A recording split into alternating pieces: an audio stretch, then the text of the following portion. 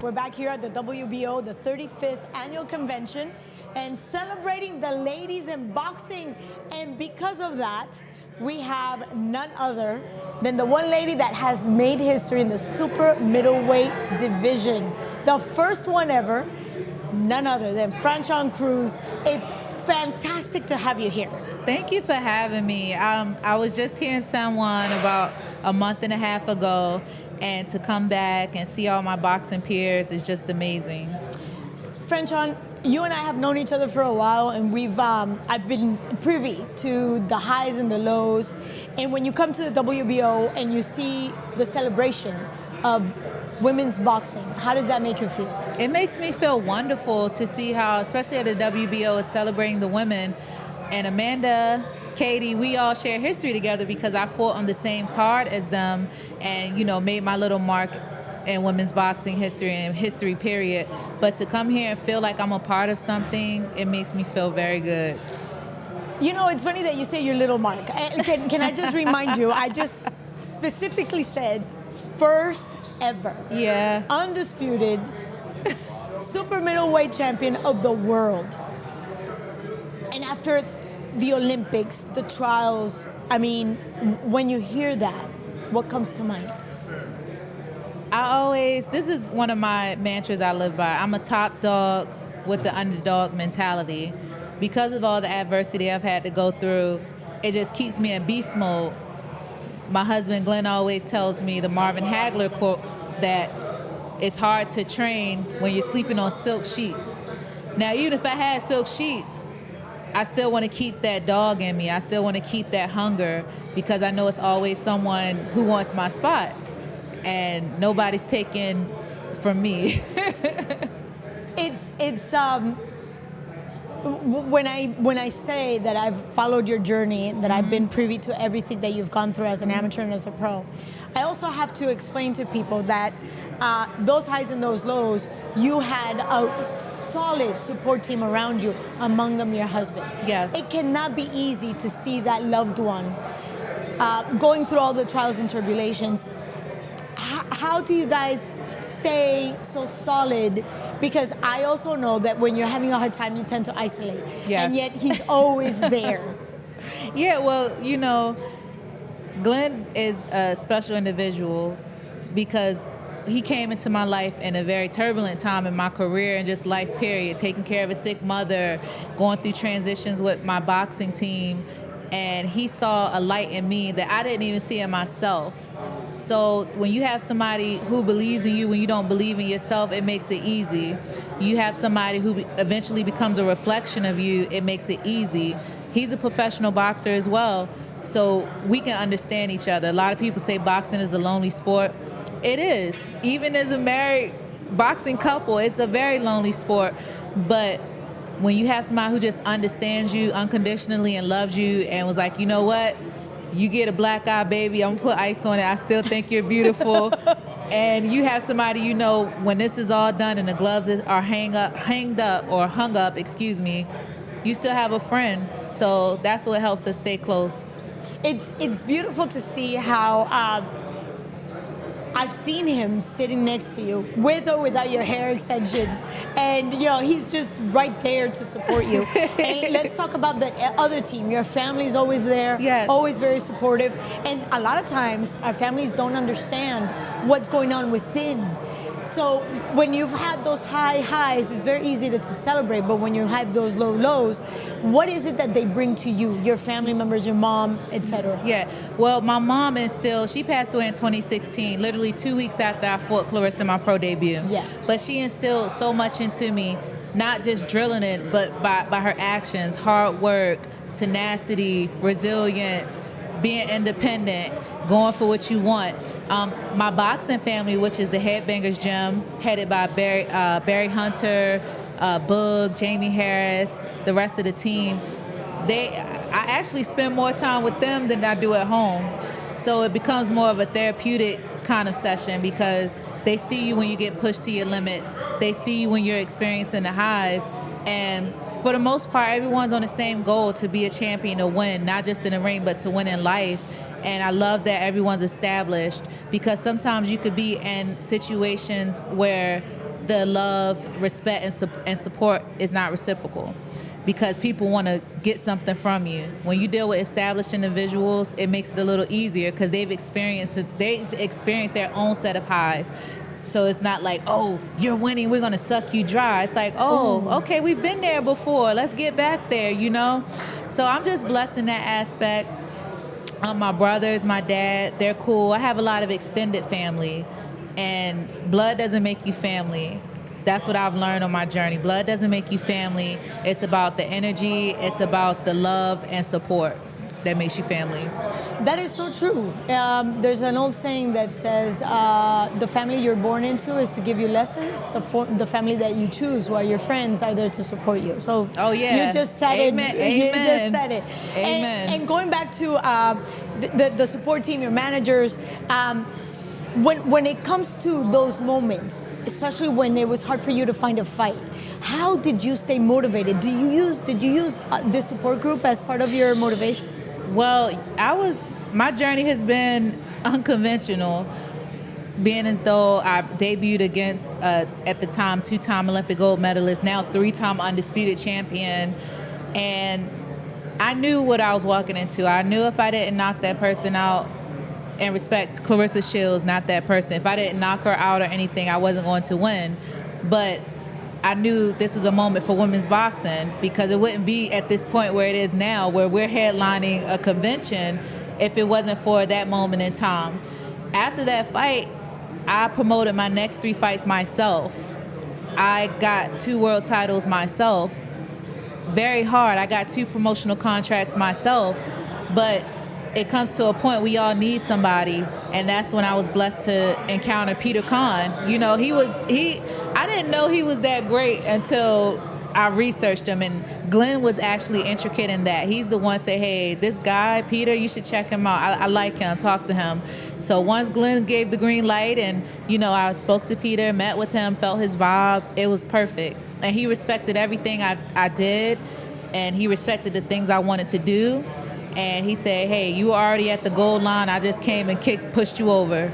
That is so true. That is so true, because I know Peter. Yeah. He's a great guy, great manager. Yes. Not only that, but he's a good human being. Good person. Exactly. Yes. And that more often than not, we just hear about the bad guys. And of course, there's a lot of that. Yes. But in this industry, we also handle things like family. Yes. And that's exactly what Peter does. I was scared, man, because you know, you research, and he came up under one of the biggest and baddest managers in boxing, Don King, and he kind of gets a bad rap, even though he's very respected. But he definitely, Peter's the man. Shout out to Peter Kahn. Yeah, there you go. Love Kahn. to Peter. But there's so much about you, and when we function in the world of boxing, we only get to see the warrior within you. But from so many things that I admire of Franchon is your ability to express yourself, your artistry, your sense of style. Thank and you. There's so much about you, and even your walkouts, the way you pick your music, intricacies that actually make great things. Yes. Small details that make great things. From the way she dresses, the way you do your hair. Thank you. No, I have to recognize it, because we don't have time to do that between fights. We don't. Yeah, you know what's crazy? A lot of people, it's the saying, people fear what they don't understand and hate what they can't conquer. And just using all those things to describe me, it's a gift and a curse, because people are used to like, oh, I'm brolic, I'll just beat you up. And then you get a person like me whose aspirations were to be a singer originally. I was going to be a performer. So I come with that artistry, I come with that creativity, and it's not always received well in boxing. I think I'm not taking it seriously as some of the other women, even though I put a lot of work in.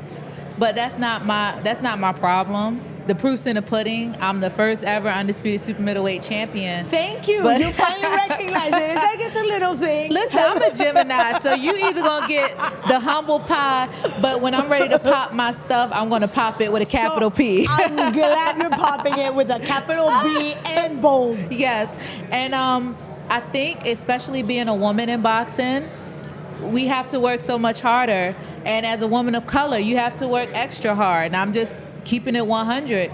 So and all the things I do set me apart from the other women. The fact that I've created a lane that even when I'm not in the ring, I'm in the ring.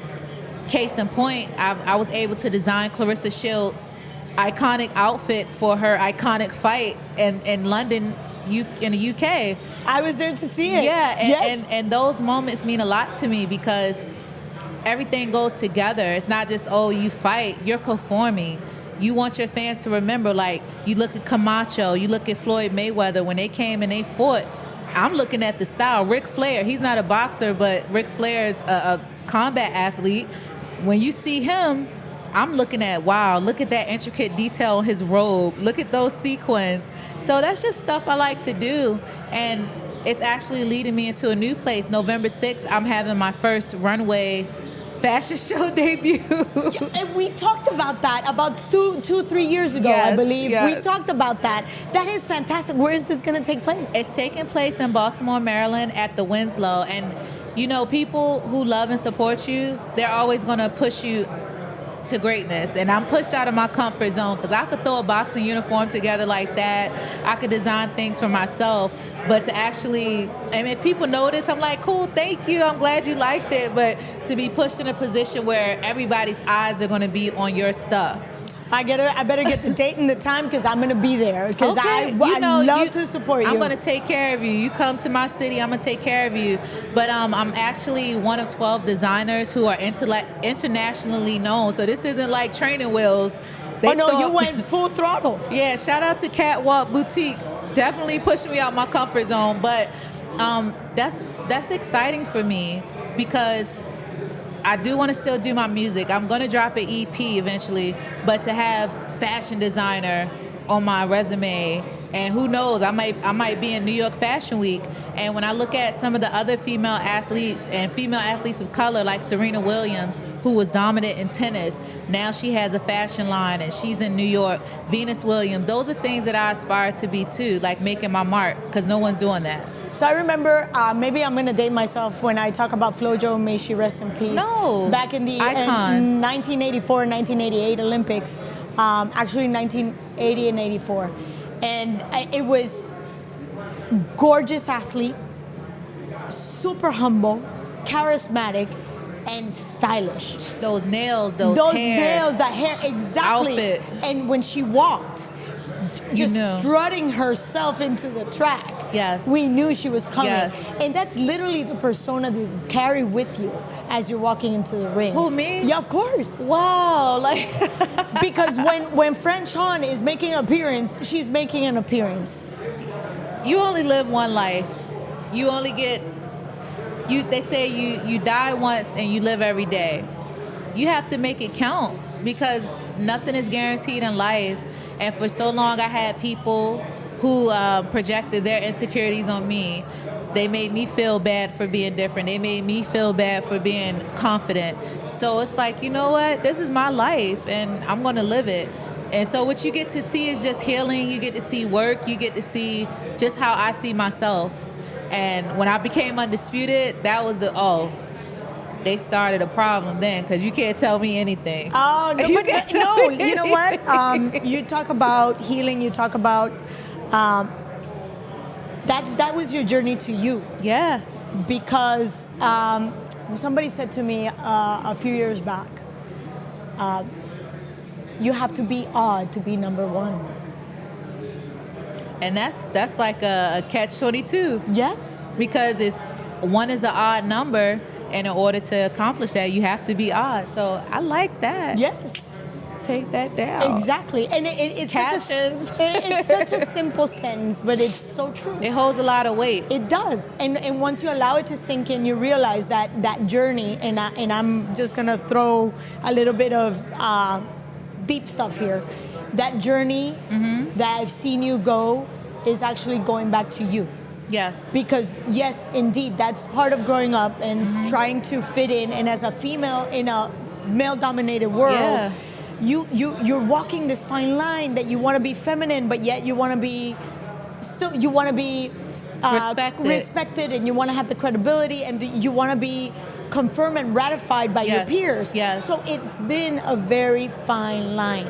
So I want to say that this is the beginning, because by an organization dedicating a convention to the ladies in boxing, the queens in boxing, Yes. the warriors in boxing, Yes. it's just the beginning of real athletes being recognized, not as female fighters, Just but as fighters. fighters. Yeah, and shout out to all our contemporaries that came before us, because we wouldn't be in this position if it weren't for them.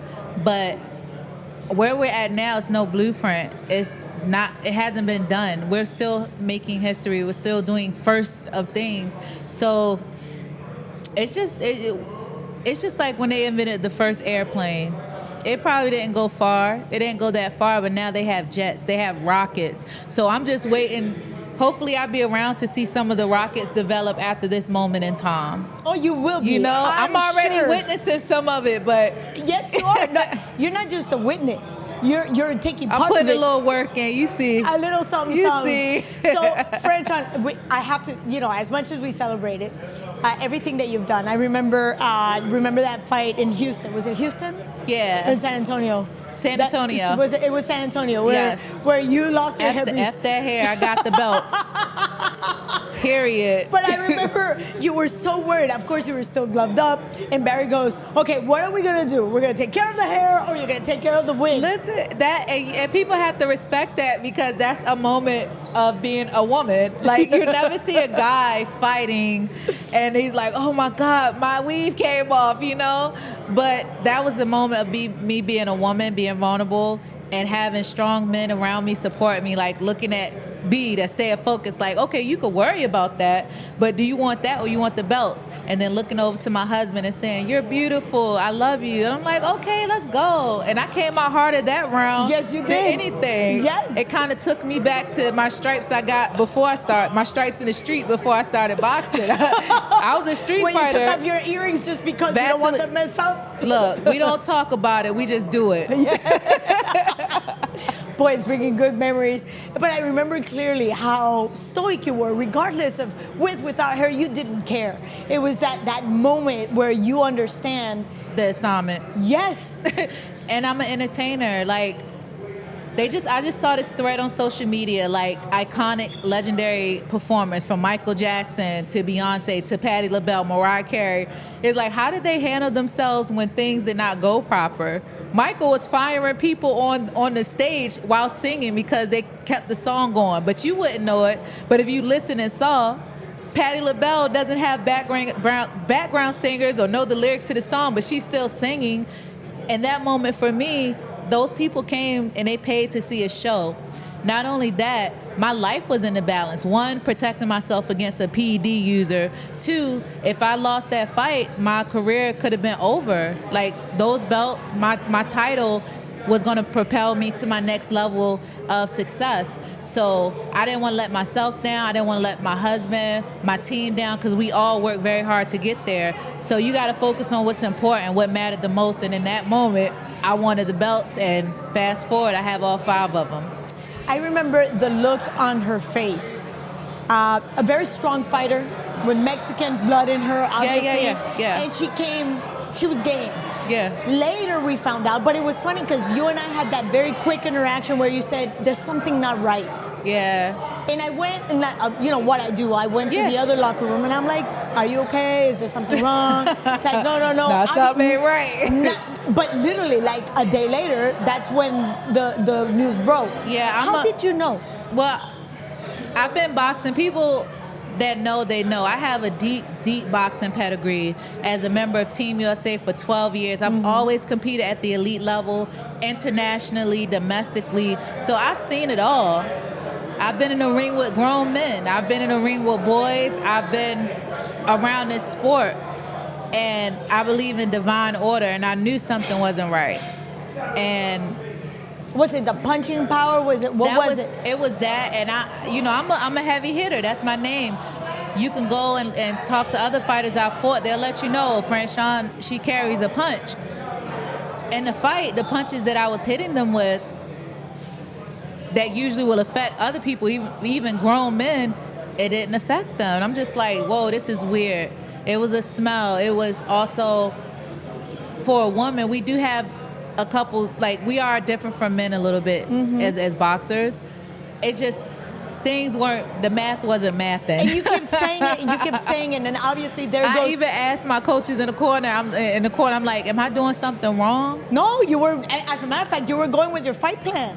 And that's what Barry kept telling you. You're doing fine. I was confused. Yeah, of course. But those are the moments, which is brilliant that you bring up, because boxing is not the type of sport where you can second guess yourself, ever. Because when doubt sets in, you start just straying from your fight plan. Yeah. And he kept bringing you back, just stay behind the jab, make sure you move. I remember he kept saying, work the angles, work the angles, work the angles. And you just kept saying, but what is going on? Yeah, it felt like a weird, bad dream. And mind you, I was hurt in a fight. I got caught with a good shot, and that was the first time I've ever really been hurt in my career. Ever? Amateur and pro? Wow. Like, of course you take good shots, and that was the first time I felt like fight night. If you ever played fight night, like you're sitting there and everything's moving, and I'm just like, Lord, do not, like, my mind was there. I was conscious and I was there, but I didn't have, my equilibrium was off. I didn't have complete control over my body, but all I could think was, don't go down, don't go down. So I didn't have my legs for about 3 or 4 rounds. Well, we didn't notice. I was trying to keep it moving, man. That's when my will and my heart kicked in. And that's what boxing is. It's a lot of skills, a lot of physical things, but it's here, and it's how bad you want it. Oh, well, you definitely have wanted it all along, Franchon. And I still want more. Yeah, I'm going to get more. So in this era where women are actually allowed to be themselves and showcase their skills, and now you're the first ever, undisputed, and it's fantastic to say first ever in history, super middleweight. Yes. But I also know that you fight at 160. So what's next for you? Well, I'm doing things outside the ring with my fashion show. I want to do my part in building women's boxing, women's empowerment. So I'm working on a fight for December. After that, I'm going for the big fights next year. As you can see, I made my appearance in London, and I called out the other big dogs, and I'm always ready to... I saw you there on the apron. Yeah, I'm always ready to come off the porch. And this is an era where women can actually make some kind of financial gain. And I want to keep it 100. I've been putting in a lot of work. I boxed for free as an amateur. In the beginning of my career, I didn't make a lot of money, but it's time that women start getting paid close or equally to the men, because we are the ones carrying, for 2022, we've carried boxing. Well, I'm glad that you mentioned that, because just walking to the O2 Arena, just to put things in perspective for those that missed it, to see this arena packed, and then to know the numbers. Yes. And you come from fighting in empty arenas, and then all of a sudden see this.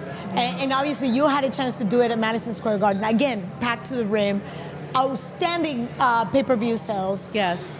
When you look at that, what do you think? Well, I told Glenn when we first arrived at the O2 Arena, and I saw Clarissa and Marshall's poster on the Jumbotron, I'm just like, wow, this is lit. Because I look at boxing as a fighter, and I also look at it as a fan too, because I've known how far it's come, and I feel like watching a baby just continue to grow and becoming this woman. That's how I feel women's boxing is. And it's just showing that anything is possible. It's no limits. Like, the girls that's coming up behind us, they won't have to go through what we go through.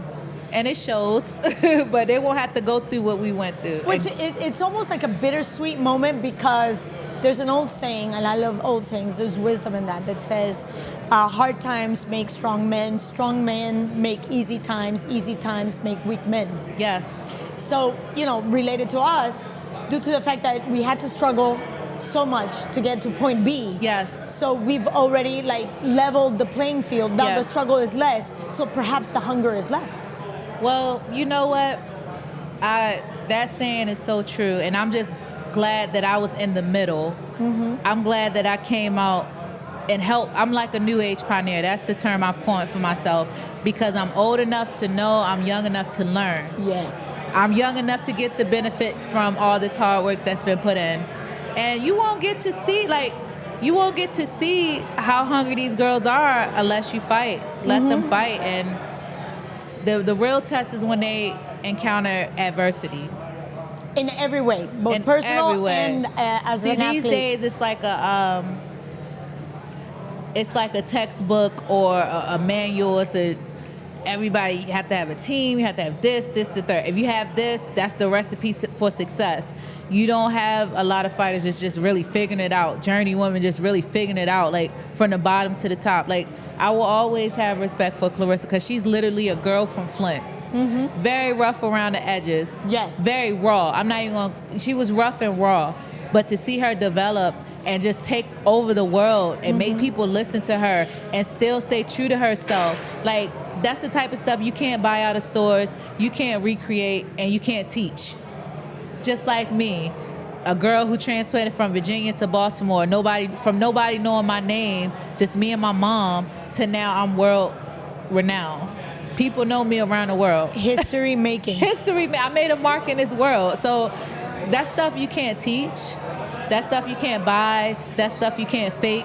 You can't put that on social media and go viral. That's just something that you're blessed with, and that's your purpose in this world, and it inspires others. I am beaming with pride and joy because as a commentator and a lover of the sweet science, and passionate about all my gladiators, I've been waiting for 30 years for moments like these. Oh, man. Where I can celebrate my fellow ladies, that I can celebrate the wholeness of being a woman. You're in your space. It's a beautiful thing to see young women aspiring to not just be what they're expected to be, but what they want to be in every way. Like, I am expecting for you to eventually say, I got my own record, I produced it. Deontay Wilder did it. Oscar De La Hoya did it. I have it. I just don't have Deontay Wilder's budget, but I have plenty of recorded music. I have done a video before, but I just want to do it right. I'm already ready to go, but I'm just following where the world and the wind pushes me. So I'm going to take this opportunity. There's a lot of people watching right now, and there's a lot of people watching live. So make a shout out. There's a lot of people, as a matter of fact, you know, music and boxing, they go hand in hand. And there's a lot of musicians, producers out there that would love to have you. So go ahead, make a pitch. No. Well, when I'm not in the ring, I am writing. I write music. I arrange. Just check me out. Give me an opportunity, and you won't be surprised. I can make music on my phone. There you go. So there you go. So fashion designer, musician, singer, songwriter, and public speaker. I do all of that. And you know, I went upstairs and I was thinking, how does one celebrate somebody that's so diverse? And we've always spoken about men of the century. Yes.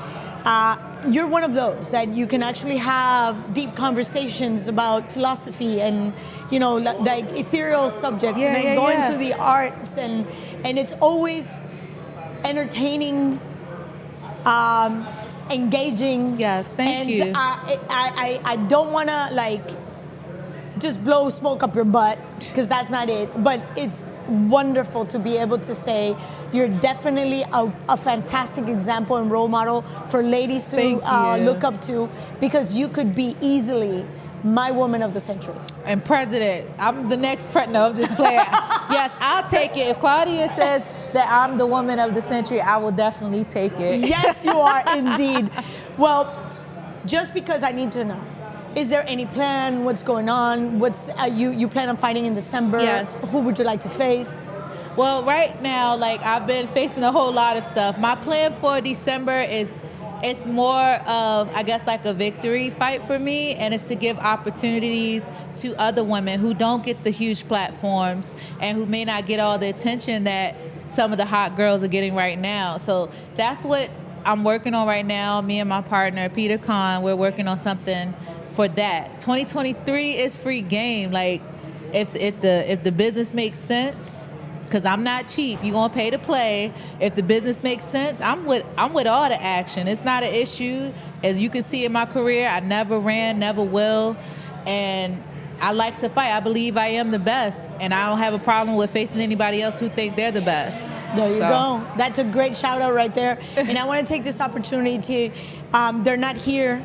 They obviously did pave the way for you ladies, but from the era of Christy Martin, Leda Aaliyah, Mia St. John, outstanding fighters, great ladies with a whole lot of personality and character. Thank you all for making this possible, because without you, we wouldn't be here. Yes. And I want to thank you dearly again for being just you. you. Thank and you. I celebrate you, and may we have many more celebrations. Yes. And many more chats. Yes, yes. Thank you so much, and thank you to the WBO.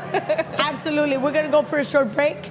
We're going to say goodbye to Franchon, but I know she's going to be around, so if she's got news, we're going to force her to come and sit with us. Is that cool? Of course. Okay, don't go away. We'll be right back.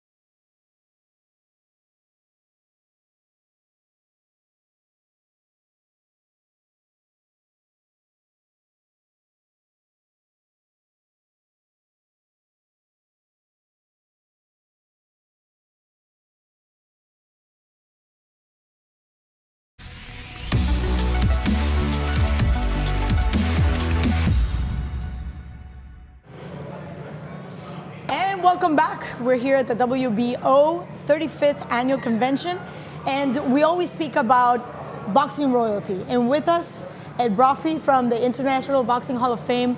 Thank you for joining us. It's great to be here. It's great to be around boxing people, and especially when organizations like the WBO put such a great convention on, rules and regulations, and they do a great job, and I'm so happy to be here. And the referees, the seminars, just to continue wonderful. Education. Yeah.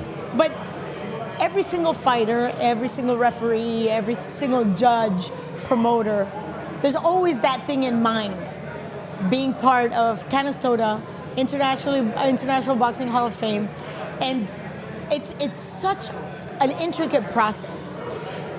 How does it all start for you guys to pick who's going to be in what class? Sure. Well, obviously it's based on their achievements, both male and female. We're so happy that female are elected into Hall of Fame now. We started in 2020. We had 2 years of COVID, but we got everybody together this year, and we'll talk about that a little bit later on.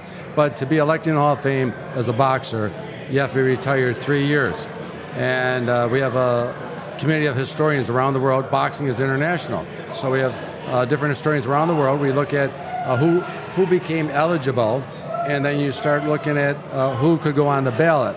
So there's only a few names that go on the ballot, because you have a ballot of, say, 35, but if 3 were elected in, which each year there's 3 in the modern category, you're only going to fill 3 slots. So it really narrows down to, unless it's necessary to put a 4th one on, but pretty much 3 will fill the spot. It doesn't have to be somebody that's retired 3 years. It could be somebody that's been retired more and maybe hasn't been put on the ballot yet. So after historians look at it and determine who comes back to Hall of Fame, review it more, and then the ballots are put together. And in non-participant categories or observers, promoters, managers, observers, broadcasters, journalists, and screenwriters, those you never have to be retired. You could be a manager, trainer, for many years. But once you reach that level of Hall of Fame status is when your name starts coming forth. It's an open door policy. Anybody can nominate by writing a letter, and that adds to our review with the historians around the world. When the ballots are put together, they're mailed out October 1st.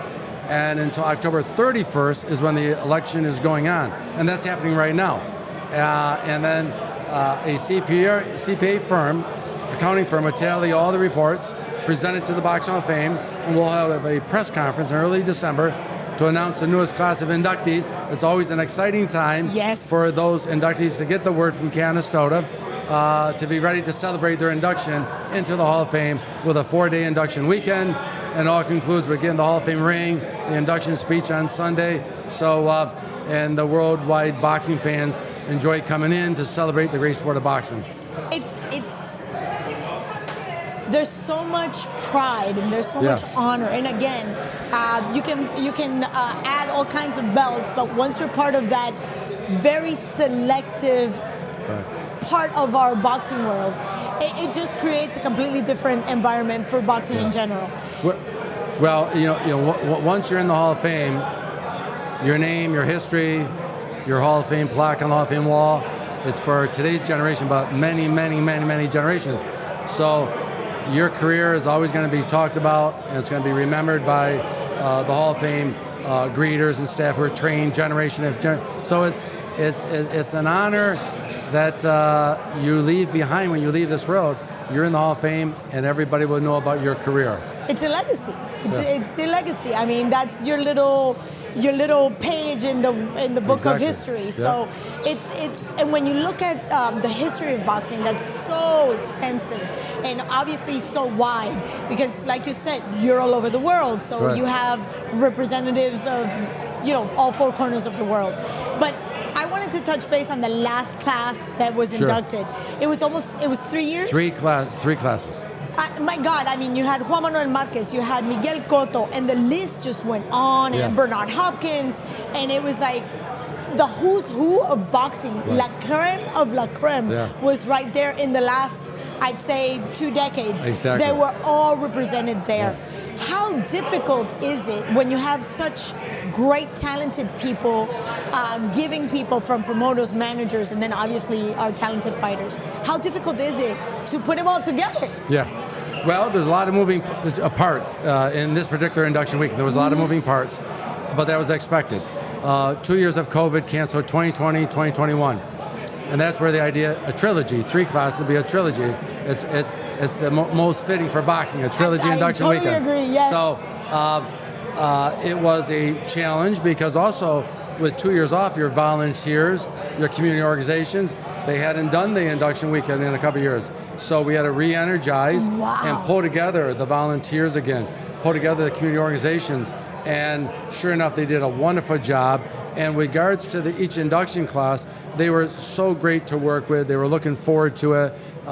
Those who missed the year couldn't wait to get into the Hall of Fame. Those who were just elected in as a 2022 class, we're so glad that the other ones were joining them. And they're all friends. Yes. And it was also the first year with the female boxers going in because of the 2020 and 2021 class had to go in. So it really was coming together with both male, female, and on the same level, the same page, to earn the same honor into the Hall of Fame. And it worked out perfect because that respect within everybody was right there, right from the moment, and that's what we were trying to achieve. And that's what we were hoping for, and that's exactly what happened. And they thoroughly enjoyed it. There was a lot of organization that had to be done during before the weekend for the last couple of years, and then the last year. And it was challenging because during this post-COVID time, as we all know in the business world, back orders when you're ordering something, everything you were doing was a challenge. And then you're pulling the 3 classes together. But at the end of the day, the village of Canastota, Boxing's hometown, all the volunteers, community organizations did a fantastic job, and the inductees felt it, and the fans felt it. And for the fans, it was the reuniting of boxing and Boxing's hometown and feel that magic. And then, of course, you got that big parade through the village of Canastota, and everybody comes out from the community, and then, of course, people from around the world. And those champions and inductees coming down in convertible cars in between marching bands. It was just a great feeling. It was a beautiful sunny day, and it was like kind of meant to be a story of stories for boxing to reunite for the trilogy induction weekend. It was challenging, a lot of moving parts, more than the other, but when it was finished, it accomplished everything that everybody wanted for the great sport of boxing. It was well worth it, definitely. And the one thing that I just like to add, for those that are wondering, all that work was done by volunteers. Yes. These people do not get paid. Right. They do it for the love and passion of the sport of boxing. Yeah. And it's the one thing that I would like to always emphasize. Yes. It's very easy to say, oh yeah, we just put together the whole ceremony. Right. No. Especially when you're dealing with such a big class. Everything that has to be done before that first day, all the arrivals, making sure the times, agendas, everything, the menus, everything has to be like on point. So congratulations. Well, because it's congratulations to all the volunteers. And I've always said, they're working on it throughout the year. And when you leave your house and you go to a meeting, and you might be going out in a snowstorm. We're in upstate New York, so you're leaving your house in the middle of the winter, a snowstorm, for a meeting to celebrate boxing. So you really got to have in your heart to go to that meeting and then to be energized at the meeting and really have a productive meeting. And we always try to make those meetings fun, whether it's door prizes and pizza, friendship, celebrating boxing, but making sure everything gets done and organized. And that really shows during the weekend because the inductees feel it from all the volunteers in the community, and that's what Canastota is all about. Canastota has a love of boxing for over 100 years. It goes back to the bare knuckle days, high school boxing teams in Canastota in the 30s and 40s. We had 2 world champions. Canastota was always in love with boxing, and that's why the village felt there was a need for an international boxing hall of fame, like baseball has in Cooperstown, football in Canton, Ohio, basketball, Springfield, Mass, and so on down the list. Nowhere was there a boxing hall of fame museum such like that. And the village of Canastota's love wanted to honor boxing, give boxing something, and show its appreciation. So that continues today, that love and appreciation from the village given to boxing. Boxing is the greatest sport, and it deserves all the love that they can get because it deserves it. And I, for one, I'm gonna express my gratitude for all the work and all the dedication.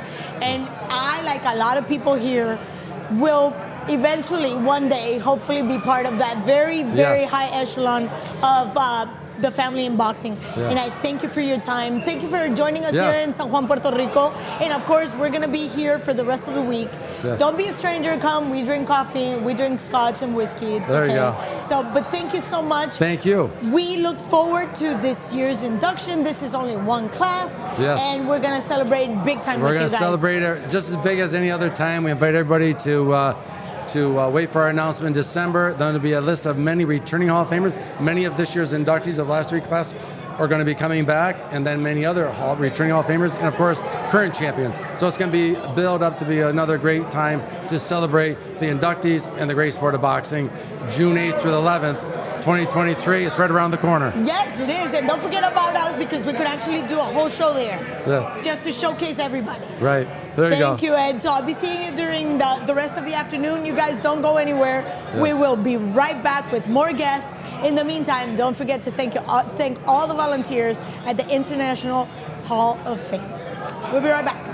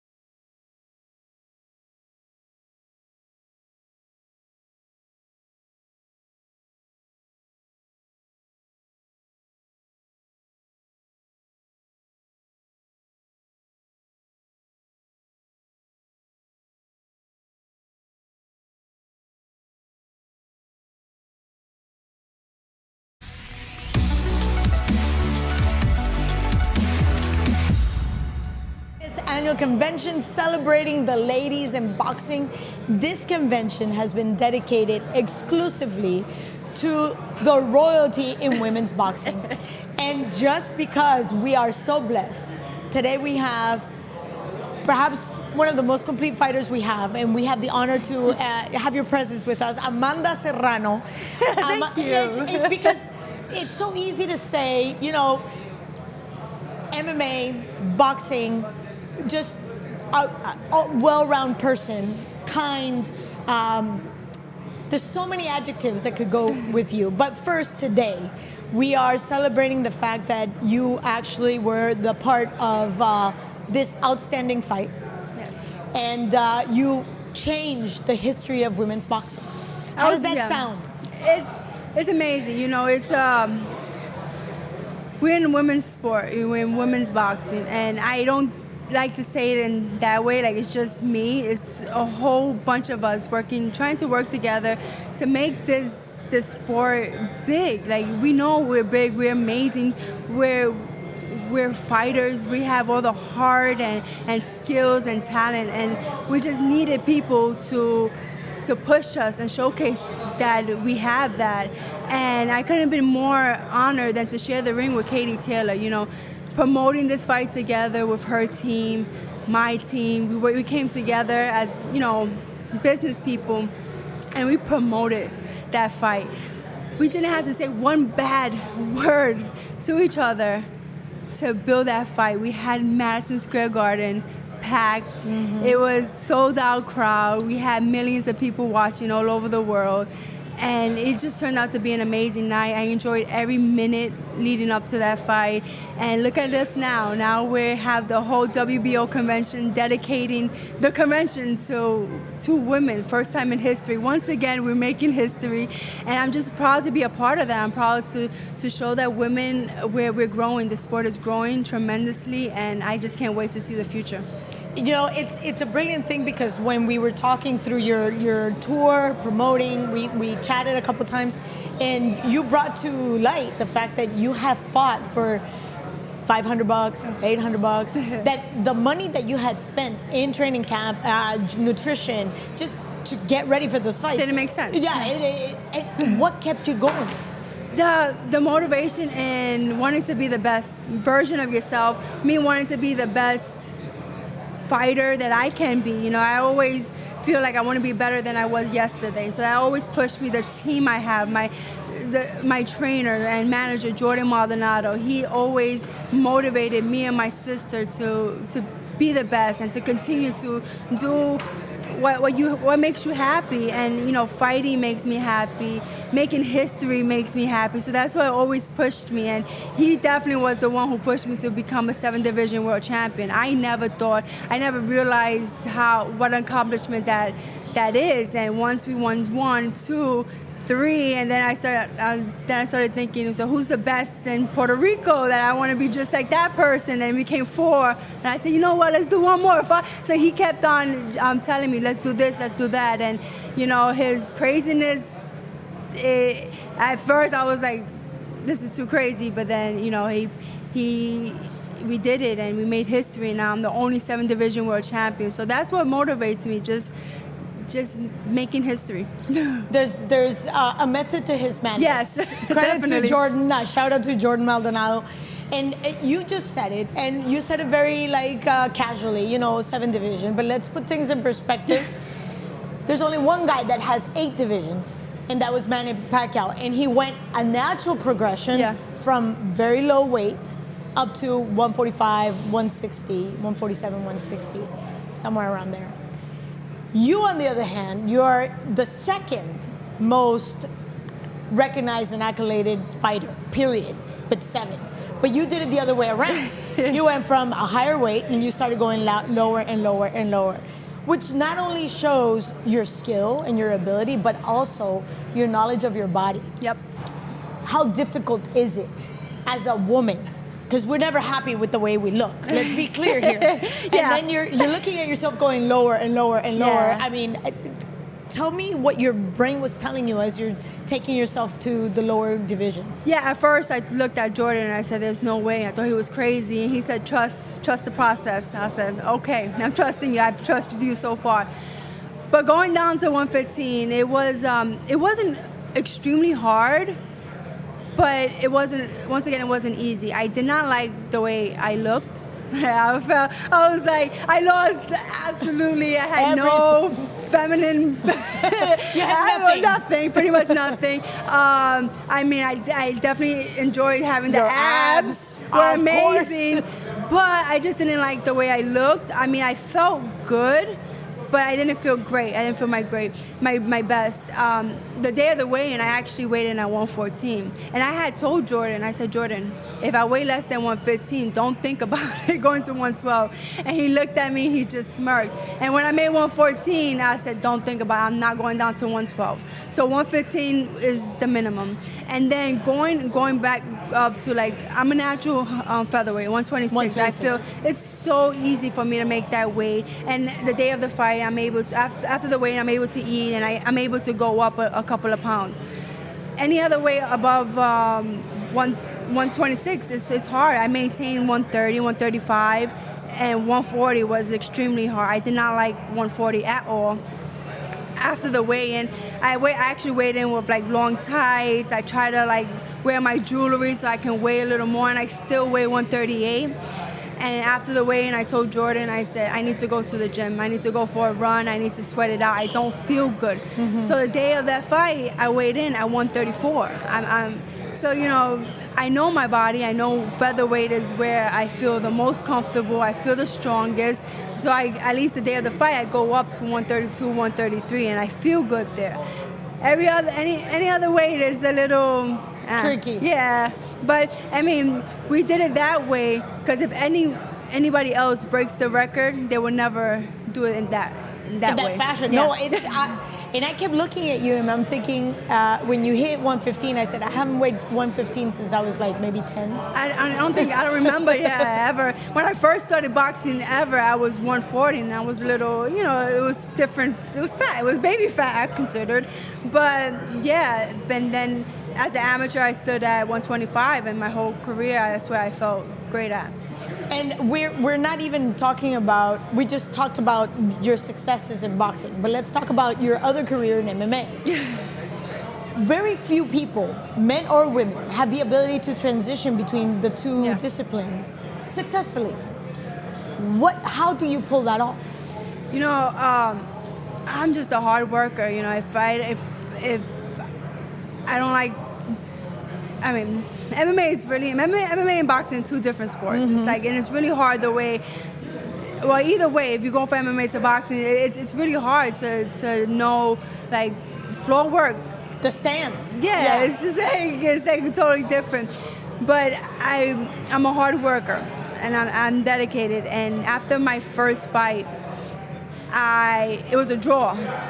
But the last round, that girl, she held me down on the floor for the whole 5 minutes. But you know what? After that fight, I was like, I endured that. And I said, I don't want to feel that again. I don't want to do that. So right after that fight, I'm a sore loser. So I was like, self-admitted. I don't like to feel that way. I don't like to feel helpless. I want to know what I'm doing, what I'm getting myself into. And after that, I ate the floor in the gym. Jordan put me into a jiu-jitsu tournament. I won gold.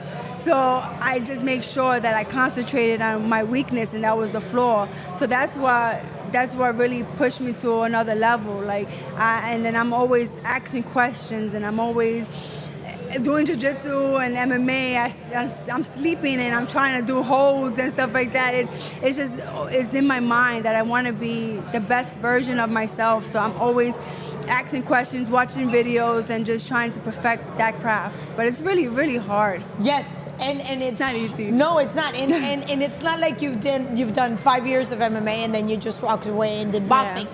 No, you do boxing, MMA, boxing, that sometimes 2 and 3 fights in the same year, different disciplines. No, especially that, doing it like that, it's really hard because you have to change your mindset as well. You're not just changing like the discipline. The awareness of you. Exactly. Because you're so used to standing one way and you just like used to, there's just the hands, but then you remember you got a kick to your head and you're like, oh, wow, I forgot that's a part of MMA. But yeah, I haven't done MMA in a little while. I still, in the gym, when I have a chance, I still do my kicks and I still do my stretching. So, but we're thinking about going back to it. We haven't done it in a little while. So yeah, it's just another avenue, and yeah. It's great to see how nimble and how malleable you are. You know, depending on the needs. As a matter of fact, how nimble and malleable you are round by round, because you make those adjustments, and you're so quick at just. Jordan will tell you one sentence, and you're so fast to react on those. We did have this conversation after the Katie Taylor fight, but I just want to share this with the viewers that perhaps didn't get a chance to see it. What made Katie so efficient that night? You know, she's a champion. She's a true champion. She's a warrior, and she's been in wars. And I knew that coming into the fight, she wasn't gonna make it easy for me just to take her titles. And you know, at that time, it was just such a big fight, and it meant a lot for both of us to go out there and beat each other. But we knew she's durable. She's never been stopped, never been knocked out, never been hurt. So we knew she's a durable fighter. So, were you surprised?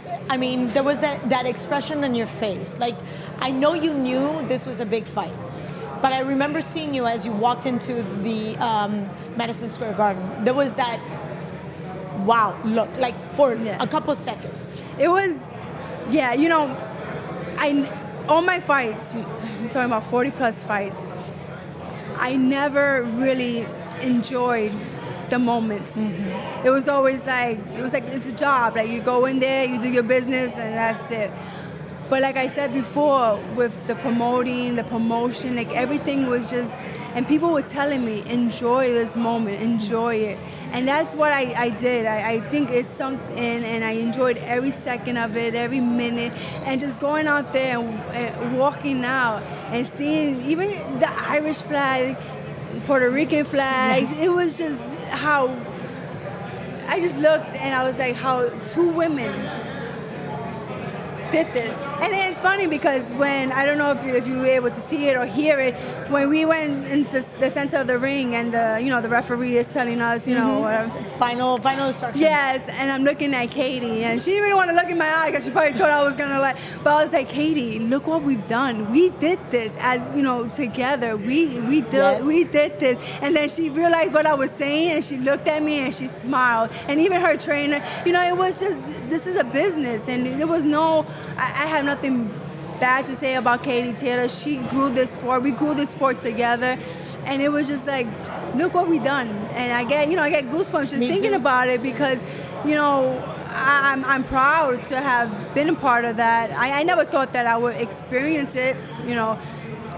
It's been a long journey for me. I started 2009, and it's been very long. It was times where I wanted to quit, and then I was like, no. And then Jordan wanted to quit. Let's retire. There's no end to this. There's no light at the end of the tunnel for women's boxing. But we stuck by it, and so it was just like a sigh of relief. Like, we're doing it, and I've always thought it was for the girls behind me coming into the sport. I'm just super honored and blessed that I got to experience it.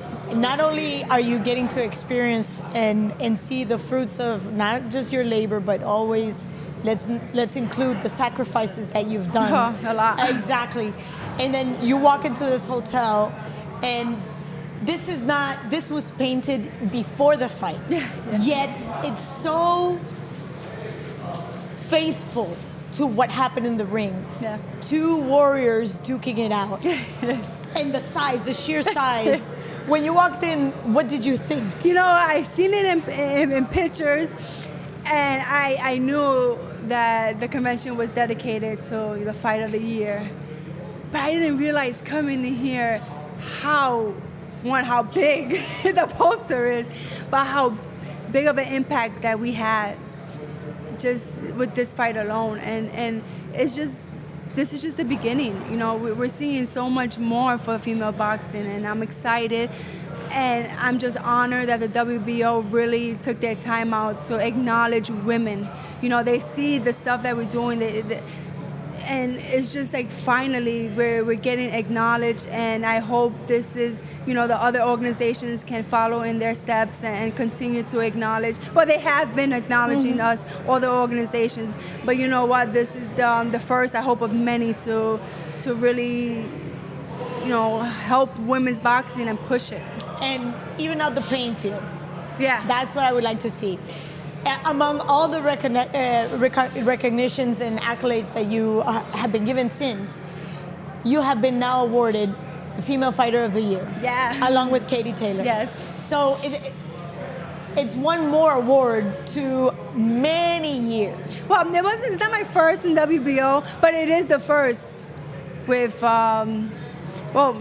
you know, you said Fighter of the Year or Fight? Yeah, fighter. Yeah, Fighter. Yes. Yeah, I've been Fighter of the Year a couple of times with the WBO. And then but Fight of the Year yeah, as well. But this is the first time that we're doing a duel, which is really cool because we did put everything on the line that night, and we showed that we were warriors. You know, there was blood, sweat, tears. Because but that night we showed, and I couldn't ask for a better dance partner than Katie Taylor. So I'm just going to ask you to walk down memory lane and just look at what's going on for the last 13, 14 years of your life and everything that you've sacrificed and, you know, the prices that you've paid in blood, sweat, and tears. A lot. Exactly. You're here. What's the biggest lesson that you take from this journey? Patience. Patience is needed in this sport.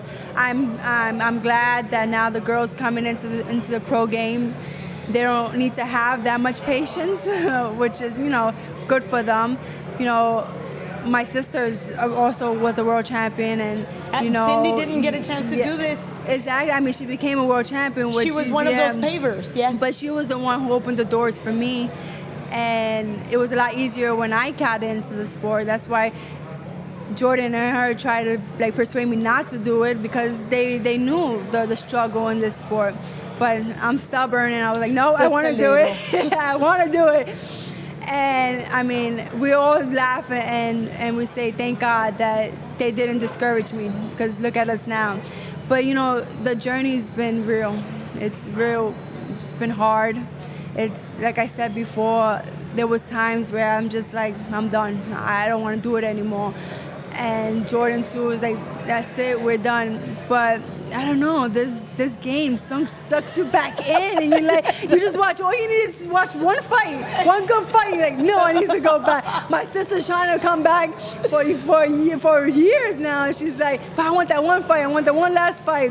But it's just there's never that one last fight. It's funny because as we were having this conversation in New York before the fight, I asked Cindy, it's like, you still have it in you, because she's one of those unsung heroes of women's boxing, and we need to bring her back, so just for us to recognize her greatness. Yeah, no, it's funny because I think the proudest moment, and I think in mine, Jordan, and Cindy's life and in the career was when my sister was able to win the WBO, because we saw that it was the struggle. We struggled together. It's always been us three together, and it's always gonna be three. We're the only three that can trust each other, can respect each other, and tolerate each other. That's a lot right there. Yes, and in this sport, it's not easy, because we go at it. All three of us go at it sometimes. And sometimes it's tag team, and it's both of them against me, or me and my sister against Jordan. So, but I think that was the proudest moment in the career as a team when my sister became, because it was hard for her coming into the sport, and it was great because that year I had won that title, and then she had won it, so it was something special for us. But yeah, she's been trying to make a comeback. She gives me sparring, that's for sure. But yeah. So I shout out there, we might just look for another matchmaker that is looking for somebody. Cindy can raise her hand. Yeah, she's saying she got that one. She's one and done. She got one last one, and then that she's done. That's good. That's, you know what? As long as we get a chance to see her fight Yeah, again. yeah, So you just said that you don't want to go any lower. yeah. No. You've already achieved so much in your years and of sacrifice. What else does Amanda Serrano need? Well, Amanda needs that last piece of the puzzle, the the WBA belt. I want to be, like I said, I like making history, and for Puerto Rico, I'm super proud, Boricua, like to the max. And Puerto Rico never had an undisputed champion. So I want to give that back to my island. That's definitely, it wasn't one of my goals in the past. It was for the divisions, but then I realized I want to give back to my island, and I want our island to brag a little bit and say, yeah, we have one of everything. We have a 7-division world champion. We've had a champion in every division. So now I got to give them an undisputed champion. So that's what we're working on, becoming the undisputed champion. Well, I can honestly say that I have no doubt you will achieve that. Yeah. Not just because of your skills, not just because of your ability, but because you have the grit and the endurance. So I take this opportunity, and on behalf of the WBO and my crew, both Ryan and Jeff, we're honored to have you here. We're honored to be part of this celebration of women's boxing. I know. And thank you for exalting our female athletes in the way that you do. Always. I will always do that. And it's just not, I don't feel like this is for me.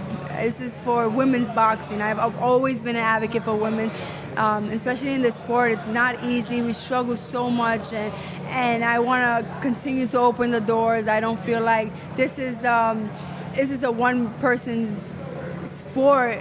But right now I'm trying to help the sport of women's boxing grow. So there's no iron team. We need to work together and just make this sport as big as it can be. And I know it can be good because we have amazing talent in this sport and amazing talent coming into the pro game. Amen. So I'm excited. I'm excited that I'm almost done. So when the new girls come in, we're not talking about that. The girls will come in and they'll follow your lead. There's still Amanda, lots of Amanda to go. Don't get ahead of yourself, young lady. Okay, no. We're just gonna let that be. Yeah. No.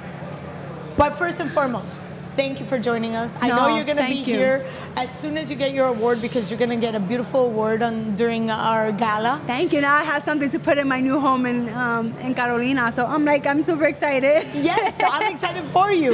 Yeah. And I thank you again, and we'll take that shot and we'll make sure that it's going to live forever in the legacy of the Serrano sisters. Yes, no, I want to thank you for taking your time for interviewing me, and the WBO, thank you a million for acknowledging us warriors and women in this sport. Yes, amen. Yes. Well, it's time for us to go to a break with those beautiful words from boxing royalty, Amanda Serrano. We'll be right back with more.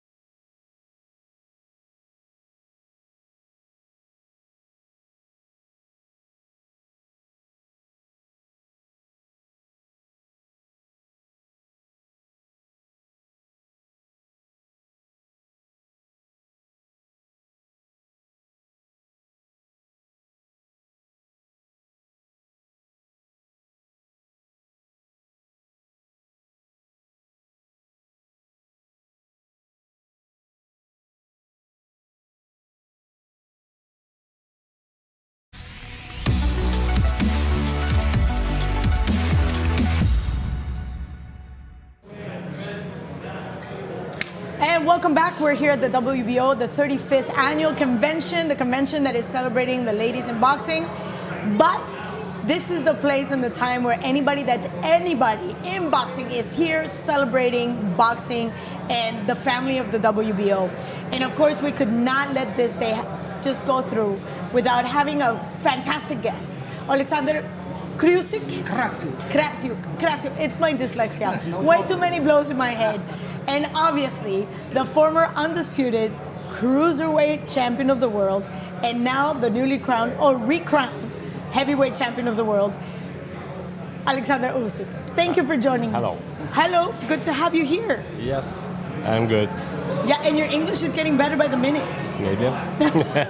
So let's start. How did it feel to go all the way to Saudi Arabia and beat Anthony Joshua for the second time? Як це було поїхати в Саудівську Аравію і вдруге побити Антоні Джошуа? Це було важко, але приємно. That was difficult, but it was pleasant. Okay, why was it difficult? Чому це було важко? Тому що був довгий лагерь, я не бачив своїх близьких, свою родину, в країні війна, я про це думав і від цього було дуже важко. I had a really long camp. I didn't see my family, my relatives, my close friends for for a lot of time. And the war started in my country, and I was thinking about that. That's why it was a bit of difficult for me. Мені потрібно було відключитись від тих подій, які відбуваються в моїй країні, але це було неможливо. I had to switch off my mental and to stay out from the things that's going on in my country. But unfortunately, it's impossible. І з цими думками, з цими событиями, які відбувалися в моїй країні, я з цим тренувався, з цим жив і продовжую жити. And with these thoughts, with all the things that were taking place in my country, I stayed in my training camp. That's why it was a bit unusual for me.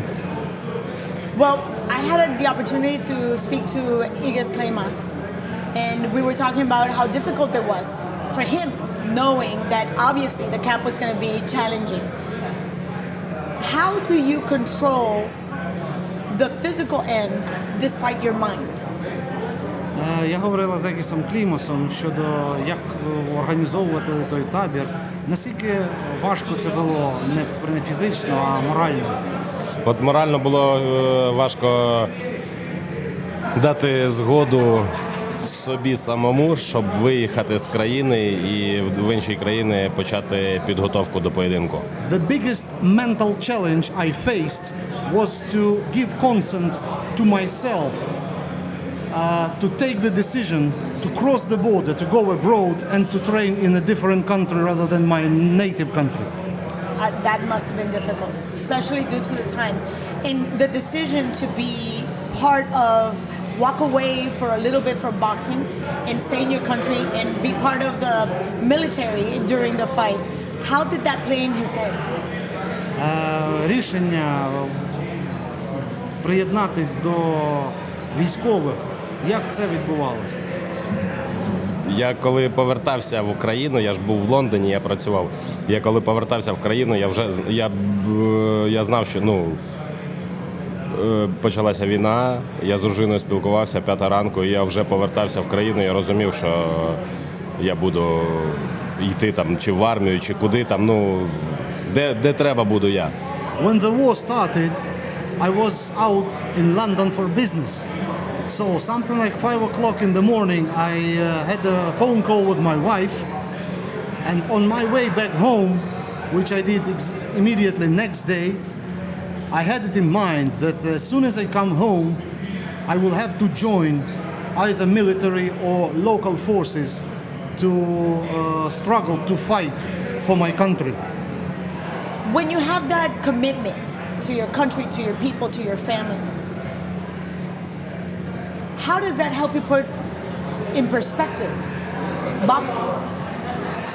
Коли ти маєш таке рішення щодо своєї країни, щодо своєї сім'ї, щодо своїх близьких, як ти міг поставити у свій план бокс? Коли я був в країні, я поїхав до військових у шпиталь. Це перші.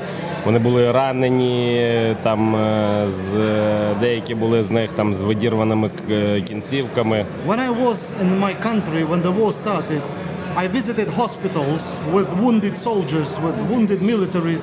Some of them were really difficult and were really hard injuries like no arm, no leg, no foot.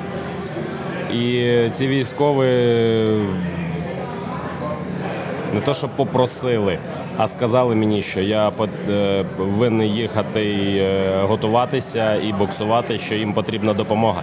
Що на рингу я скажу більше, що відбувається в нашій країні, аніж з автоматом в руках бігатиму в Києві. And I had the chance to communicate, to have the conversations with the soldiers, and the only thing I heard were the words of support and blessings to go abroad to take my chance to fight, because on a world ring I will be able on this platform to deliver much more information to the world about what's going on in my country. So I take this opportunity to share with you, as we open this show, in the opening ceremony and assembly, Paco Alcárcel, the president of the WBO, sat here, and the first sentence that came out of his mouth is, "We have to stop this war. If we're going to use this to do something good for humanity, is to make sure we bring awareness to the level of violence, and this should stop." And he's all for, peace in Ukraine. Я хочу поділитися інформацією, що коли ця конвенція відкривалась, у першому ж реченні президент WBO Пако Алькарсел скористався можливістю і сказав, що ми повинні зупинити цю війну, ми повинні застосувати будь-які заходи, які є в наших силах для того, аби припинити насильство, аби досягти миру, щоб ця війна більше не тривала. Я дякую за підтримку людям, які підтримують мою країну. I really appreciate all the support that we have from the whole world, people who support our country. And when you look at this platform, obviously you're getting all eyes on you for 2 fights against Anthony Joshua, and let's go back, from the minute that he debuted as a heavyweight and making history as a cruiserweight. What kind of accolades or recognition do you get from other people in Europe, Saudi Arabia, and the US? І якщо говорити, ти бився, вже будучи в військових об'єднаннях в Україні, ти прийняв рішення битися з Джошуа. Яке визнання ти отримав в інших країнах, наприклад, в Європі, в Саудівській Аравії, там, де ти бився, де ти тренувався? Мені ніякі визнання не потрібні. Мені головне, це щоб у людей було добре і прославляти Господа мого Ісуса Христа. А визнання від людей, вони мені не потрібні. I don't really pay attention to the recognition. I don't feel like I need it. My assignment, my objective is to glory my Lord Jesus Christ. And if I don't really feel like this is the recognition that comes from other people, that I am the reason for that. Beautifully said, and obviously there's a lot of humility. Obviously he's been given a gift that he's capitalized 100%. You've made history in boxing, and now there's another step. Зараз інший наступний шлях. When will you take over and completely dominate the heavyweight division? Коли ти забереш свій шанс і повністю будеш домінувати у суперважкій вазі? В наступному році. That's gonna happen next year. All right, 2023. A month? 1 month? Який місяць? I don't know. You don't know. When would you like? Коли Thank ти you. хотів? Все, Боженька все встановив. Мені просто треба дойти туди. It's all up to the Lord. I mean, He has set up everything. All I need is just to take my time and wait the moment it's gonna happen. As I mentioned, he has a gift. He's an Як я outstanding говорила, ти маєш athlete дар. with a great heart and a huge Великим commitment, серцем. not only to himself but to his people. І з великим досягненням не тільки перед собою, а й перед своїм народом. We could almost say that he's invincible. He looks, cannot break this man down because of his commitment. І через це ми можемо говорити, що ти непереможний, тому що зробив дуже багато для людей. Треба робити. Я не те, що там зробив. Треба робити кожного дня, поки б'ється серце. It's not like I have already done. It's like I need to do it every day. As long as my heart is beating. Ми народилися в цей світ, Бог нас послав в цей світ для того, щоб зробити для когось щось. Ми всі люди у світі, неважливо, де ми живемо, якого ми кольору, ми всі повинні бути корисними для інших людей. We were born here in this world. God sent us here in order that we could be positive, useful to other people, to the society, so everyone could do something useful to other people, to the country, to the organization, to whatever the community is. We have to stay positive and be positive to the society.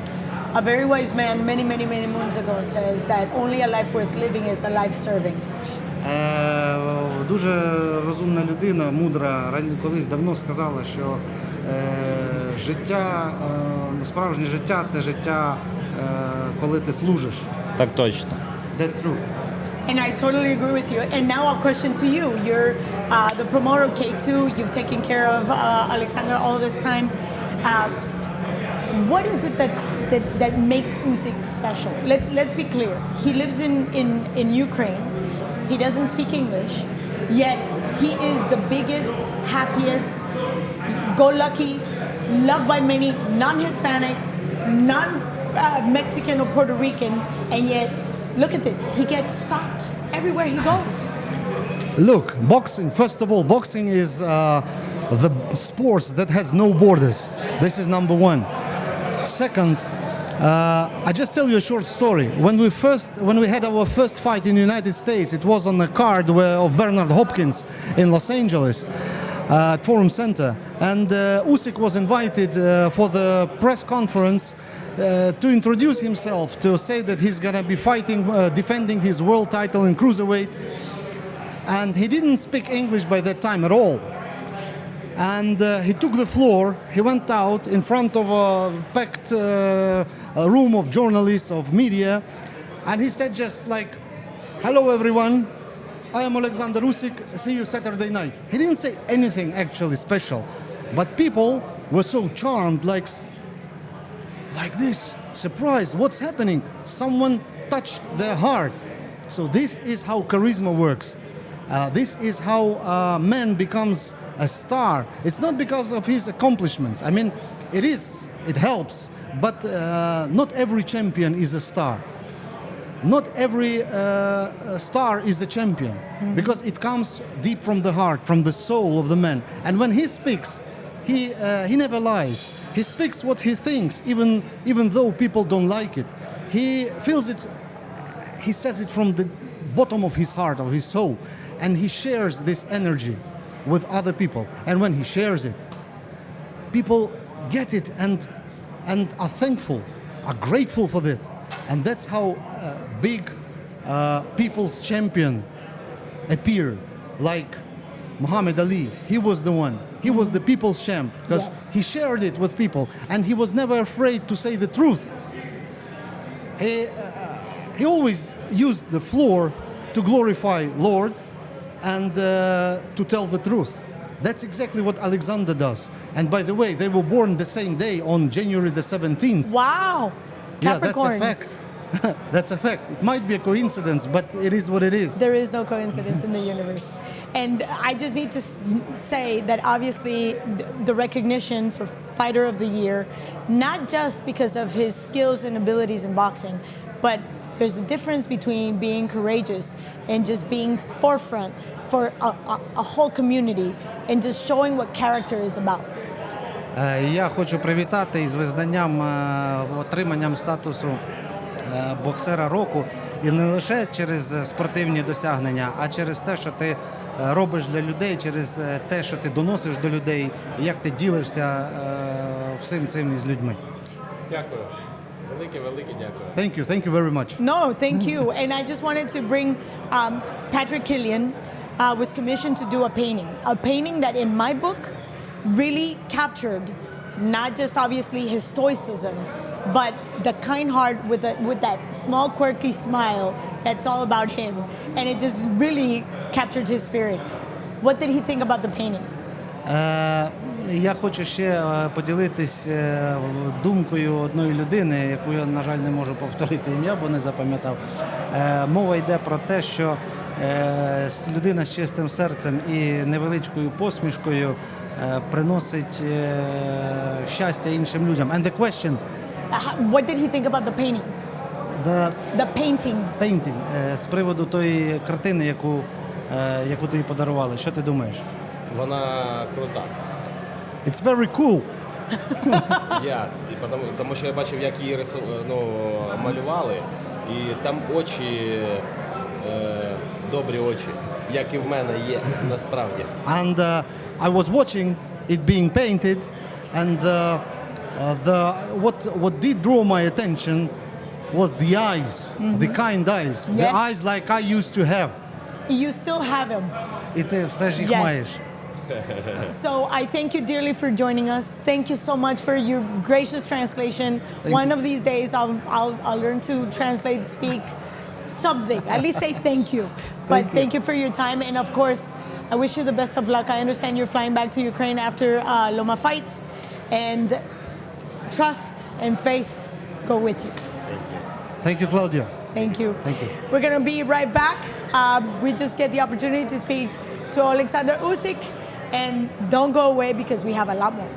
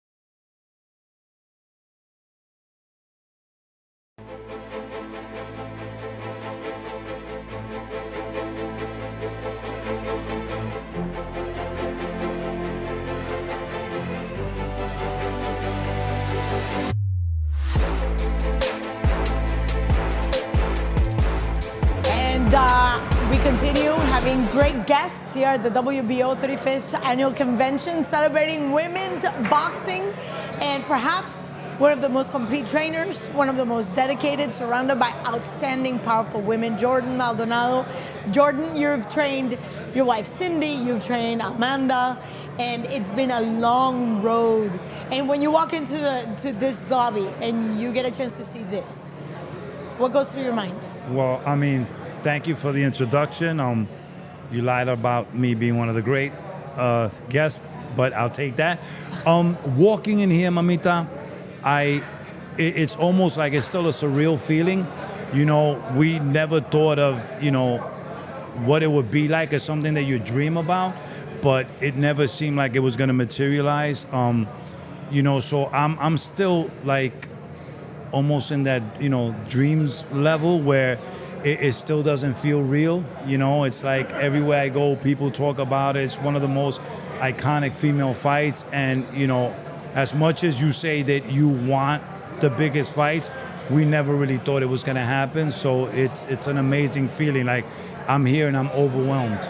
And the reason why I say greatest, let's not forget, your wife is a world champion. She's also an MMA fighter. The accolades for your wife speak for themselves.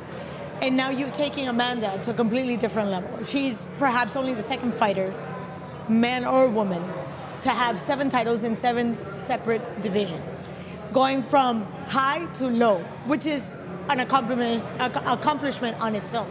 So do not sell yourself short. No, I mean, the reason why I say that is because I see myself as an average trainer. I'm only doing what all trainers are supposed to do. You know, I don't want to take the credit for something that my girls have done. You know, I mean, I don't think that I could do this with everyone, so I don't consider myself like, oh my God, he's a great trainer. I'm what any normal trainer should do. Give your fighters the best advice, teach them the best, but it's all my girls. You know, they're special breed. You know, sometimes, you know, they do stuff that I'm like, wow, where did that come from? You know, I mean, like, I don't even know that. You know what I'm saying? So it has a lot to do with them, and in no shape or form would I want to take away from them. You know what I'm saying? They're just amazing women. In fact, I believe all women are amazing. You know what I'm saying? I mean, I've never seen a fight like, you know, we've had tons of fights. Amanda's had almost 50 fights. You know, some people say, which was the best, tough?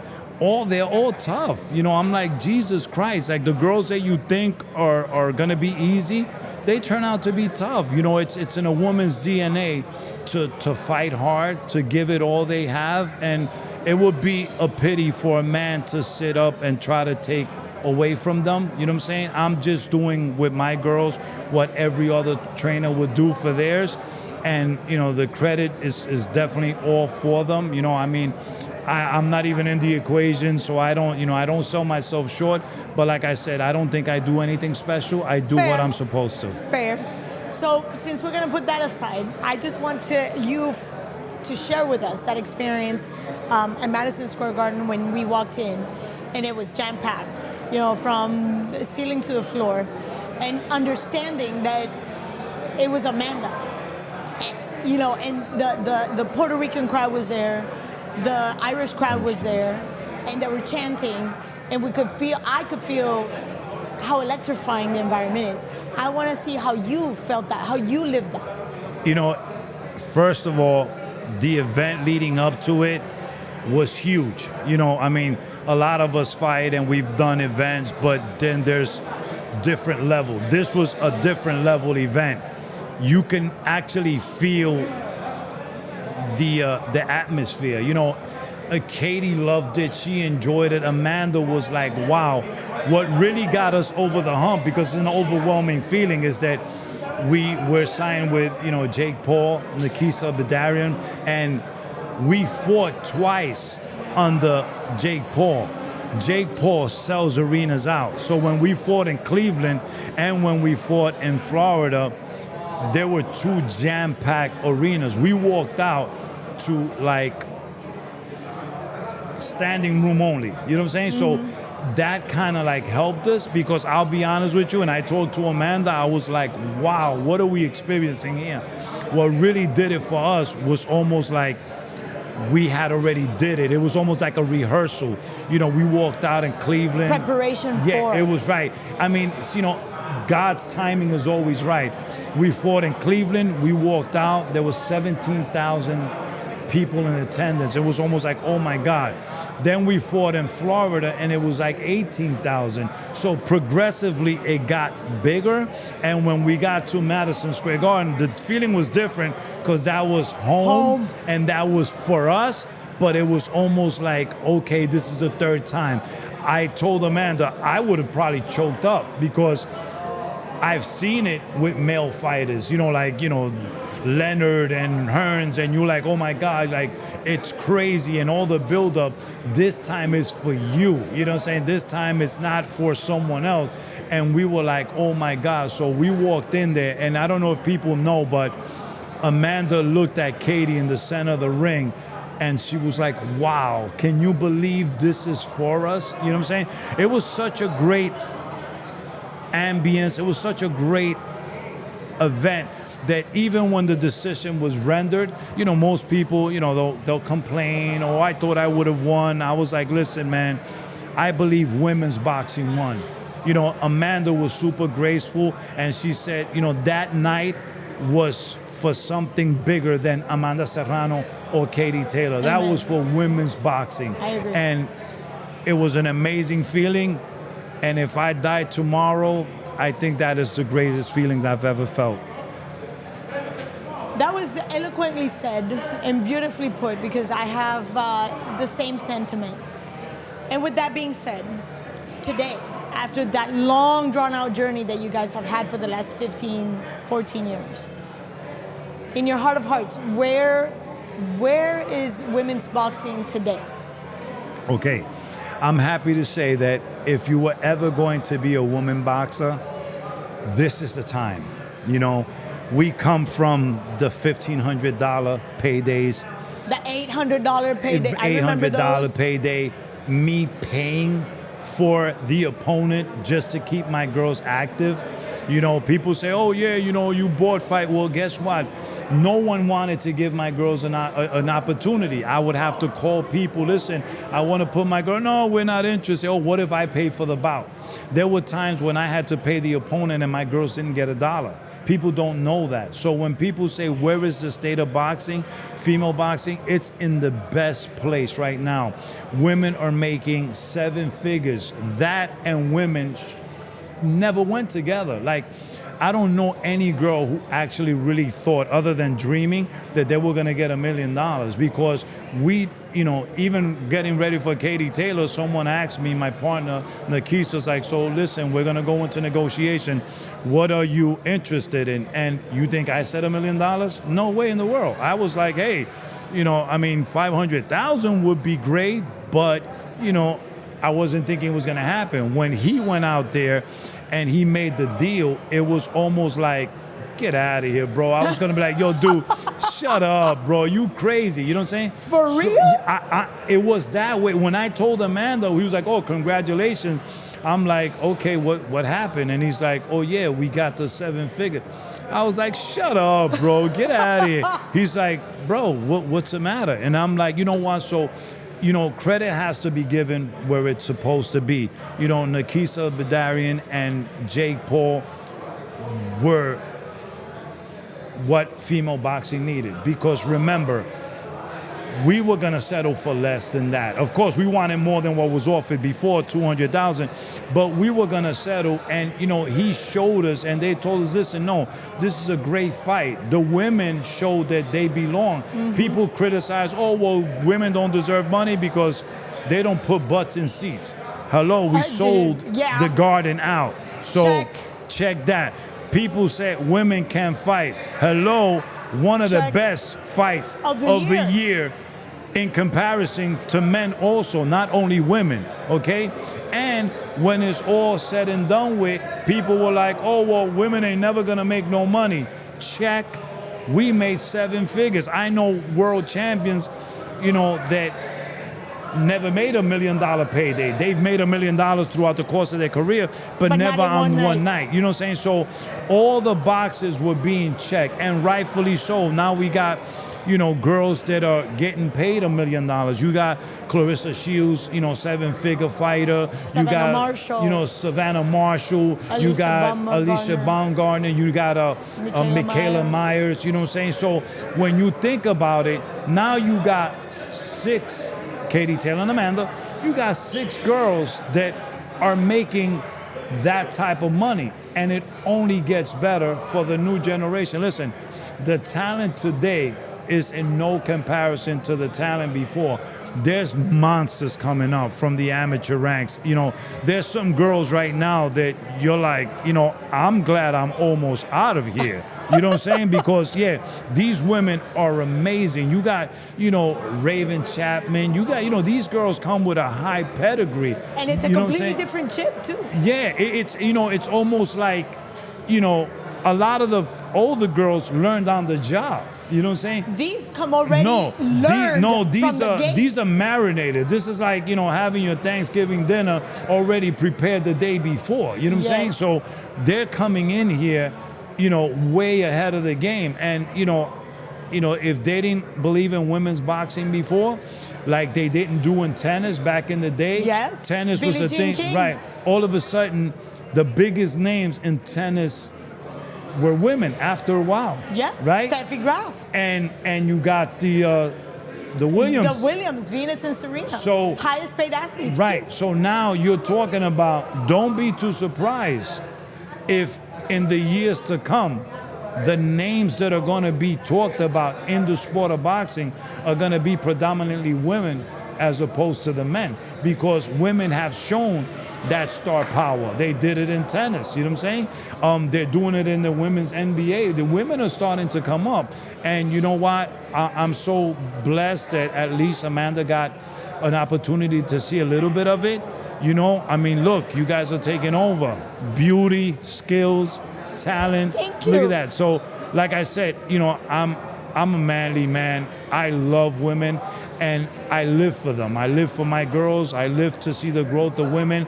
You know, of course, I'm a man. I have a mother. I have daughters. So, you know, I think women are the most precious, undervalued creatures in the world.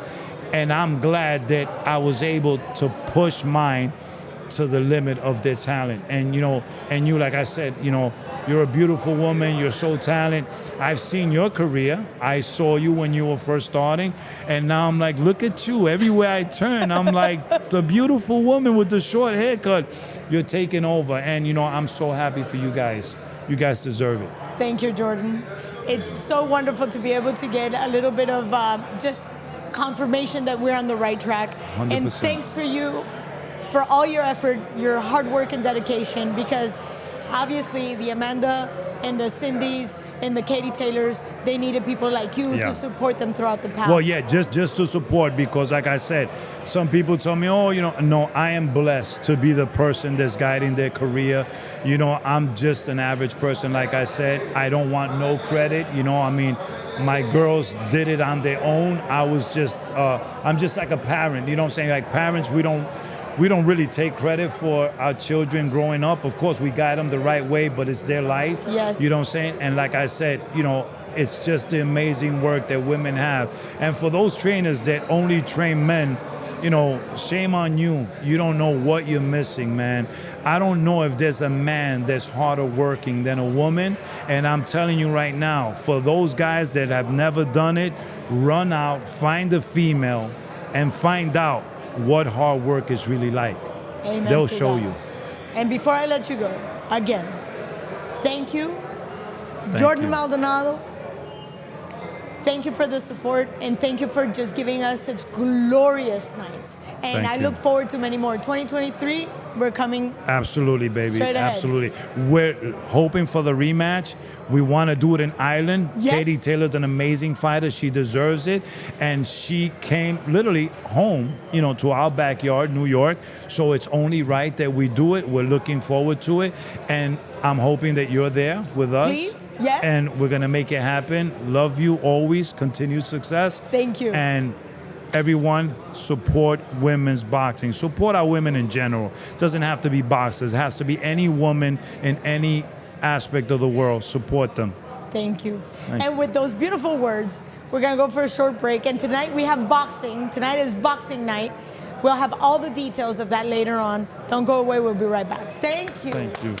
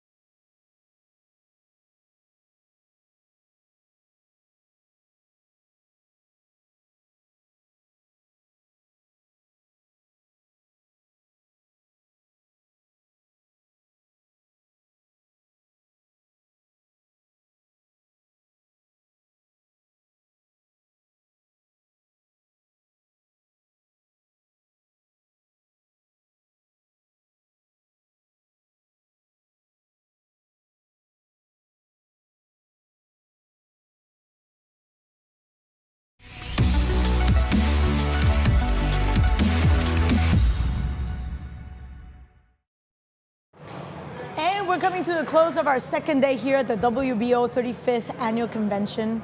And I have the honor to present our guest, Russell Mora, who was a referee with the Nevada State Commission for 17 years. Correct. And took us by surprise. Here in the convention, he announced his retirement as a referee, but is now part of the WBO family. So what is going to be your position first? It's chairman of officials is the official title. Yes. Well, Russ, first of all, it's a pleasure having you. I have mixed feelings about the whole announcement because, you know, we've grown up together in this business. That's correct. 17 years is a long time. It is, and I've been through the highs and the lows. I tell people it was like sometimes crawling through the gutter to the lows. But I am very grateful to the Nevada Athletic Commission, very thankful, a great commission, the greatest in the world. And they gave me chances, they gave me an opportunity, they supported me, and I had great assignments. Well, among the great assignments, we're talking about over 500 fights. Over 600 professional fights, which includes over 100 world title fights, yes. Wow, it's so easy to say that. And we were talking earlier as, you know, the whole referee seminar was going on, of how ungrateful the position of a referee is. And, you know, when you say highs and lows, whatever decision you make may favor a fighter, but then the one that's getting the short end of the deal is obviously not going to be happy about it. So it's a lose-lose situation because there is a winner and a loser. Somebody is going to not be too happy with whatever it is that you decide. Well, you know, we obviously want to get it right. We owe so much to these boxers. Without the boxers, none of us would be sitting here. We owe everything to these fighters, the coaches, the trainers, the promoters, the commissions. This is all a boxing world. I don't have any regrets in boxing at all as a referee. What I mean is you got to know failure in order to recognize success. And at this point, it was just time for me to retire, to spend more time with my wife, my family, and my other activities that I do, but now I can really concentrate on this position with the WBO. Which is a beautiful position because perhaps a lot of people don't understand. There is a formation for every position in boxing, for referees, for judges. And in that formation, there's continuing education. So it's not what you just do in the ring, it's also what you do outside the ring. That's correct. I have attended seminars over the years, 20 years with the WBO, attending their seminars, and other sanctioning bodies as well, WBA, IBF, WBC. It's a never-ending assignment for referees to continue to improve, and now I hope that I can give back as much as I possibly can. The WBO and the president, Paco, is a great organization, and I can't even say enough good about them. They really are transparent. They really try to work the best for the fighters. And for their officials, because if they don't train their officials, they know that we're only as good as our worst decision. So we have to be prepared and have to prepare our officials. And when you talk about continuing education, I want to take you down memory lane. 17 years ago, how different was boxing then compared to now? Well, anybody and everybody that has a computer is an expert. Or a phone. or a phone, which is the computer, but they're sitting at home on their couch and they criticize the referees and the judges when in fact, even commentators have not been to a clinic. They don't really understand what we're looking for. There's times that I've stopped a fight in the interest of safety of the fighter, and the commentators might say, well, I don't know why he stopped the fight.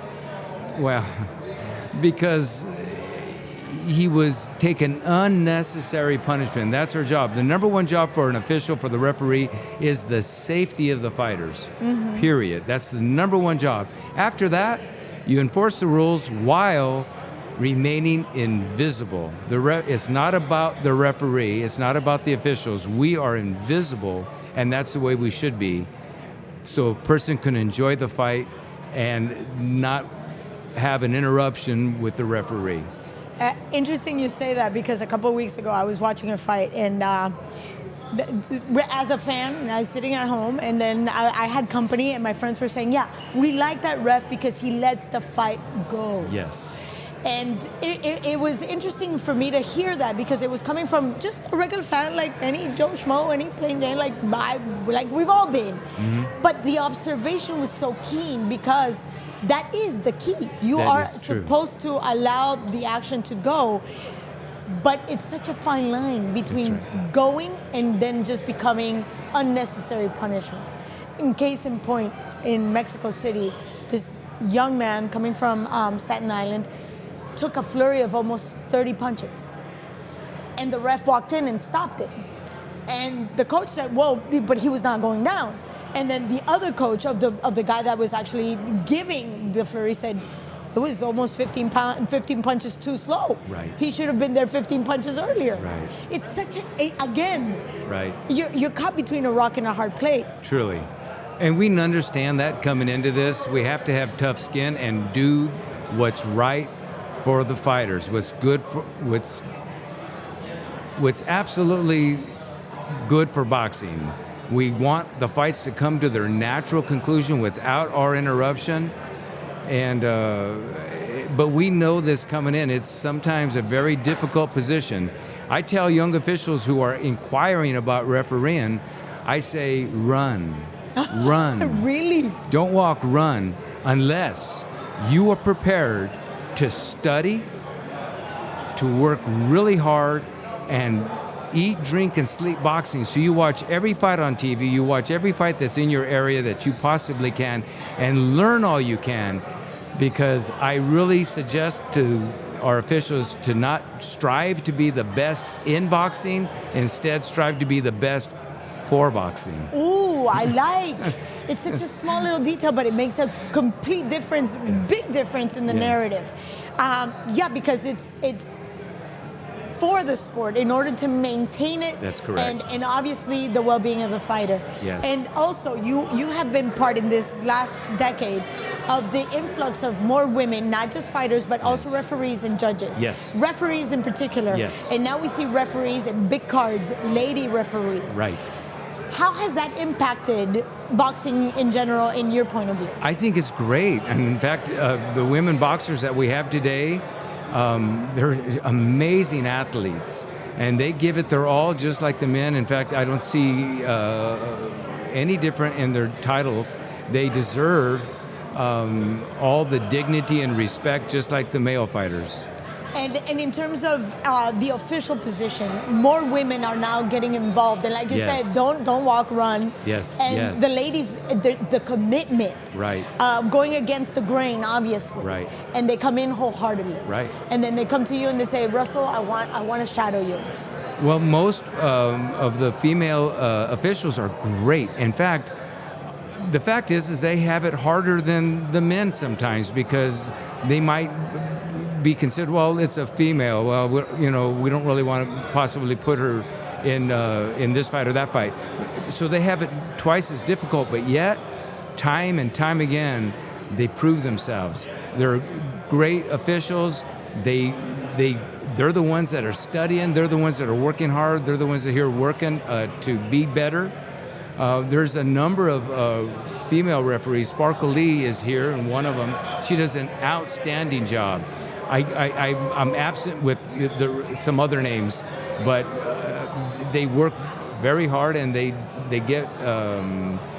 getting good assignments, and that's awesome. Not just women world title fights; they also getting great men world title fights, and this is awesome. It's a pleasure to see, and it really makes my heart smile. And I know you have to go, but before you leave. Now taking this position, now you are on a role of not just being shadowed, but being a leader to form a whole new batch of referees. What needs to be, if not fixed, maybe just improved as a referee in the world of boxing? Well, I think Paco and the WBO have done an outstanding job training the officials. Gino Rodriguez, former chairman of officials, and Michael Pernick also. I'm going to follow their lead and what they've done in the past and work really hard to continue to get more seminars and work really personally with all the officials, especially, of course, because I was a referee, especially the referees. It's important to me that the referees' mechanics, commands, and experience that we can share with them is sharp as a tack, so that they know exactly what to do in every situation. Well, we're looking forward to all the influence and all that experience that you bring with you, and your charisma and your kind heart. And I want to take this opportunity for sharing with us 17 years of your beautiful life. Thank you for being so kind and always so understanding, even though I was giving you a hard time asking you difficult questions. Absolutely. And always so gracious. Thank you very much. And it's a pleasure having you here. And welcome to the WBO family. Thank you so much. Thank you very much. Well, it's time for us to go to a break. We're going to let Russell go. We will be back with more information about tonight's fight. You do not want to miss it. It's going to be live on Pro TV, Pro Box TV. I forgot, I'm sorry. But we'll be live on Pro Box TV. In the meantime, we'll be in a break. We'll be right back.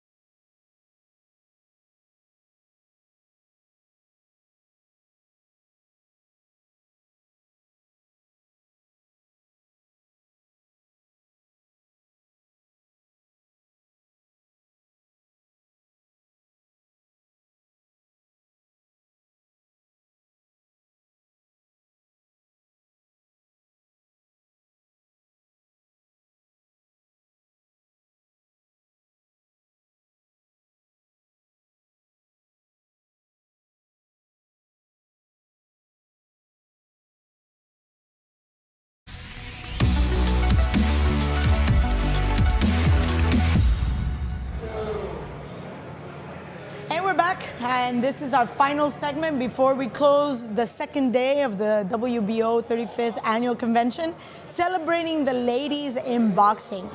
Tonight, we're going to go live on Pro Box TV. We're going to have a great night of boxing with Brian Chevalier facing Cesar Juarez from Mexico, and they're going for the vacant Intercontinental WBO title. This is going to be a fight at 130 pounds.